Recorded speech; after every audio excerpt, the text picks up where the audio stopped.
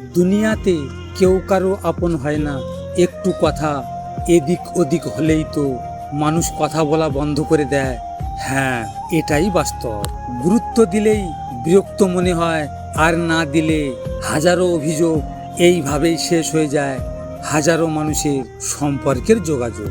ভালোবাসা তখনই পূর্ণতা পায় যখন দুটি মন শুধু একে অপরকে চায়, কোনো শর্ত আর স্বার্থ ছাড়াই। মানুষ আপনাকে যন্ত্রের মতো ব্যবহার করবে, আর প্রয়োজন মিটে গেলে আবর্জনার মতো ছুঁড়ে ফেলে দেবে।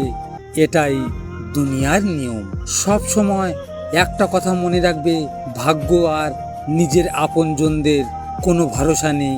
এরা যে কোনো সময় যে কোনো মুহূর্ততে বদলে যেতে পারে। আপন ভেবে কাউকে মনের সব কথা বলতে যেও না, কারণ এমন এক সময় আসবে সে তোমার কথা দিয়ে তোমাকেই আঘাত করবে। জীবন হলো নিম গাছের মতো, দরকার না হওয়া পর্যন্ত কেউ এটার নামটাও নেয় না।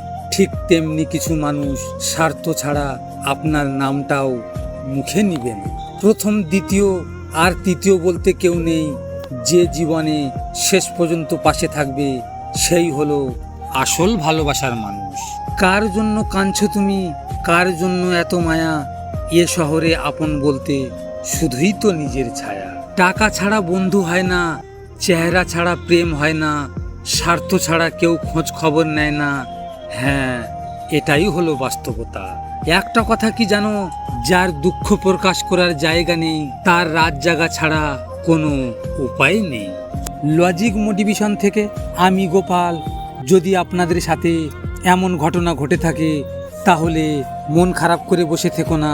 মনে রেখো, সময়ের সাথে সাথে সব কিছু বদলে যায়। ভিডিওটি শেয়ার করো তোমার প্রিয় মানুষের সাথে, অথবা যে তোমার ভালোবাসাকে অবহেলা করেছে তার সাথে।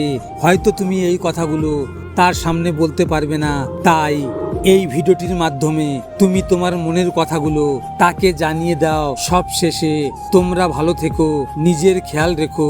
ধন্যবাদ।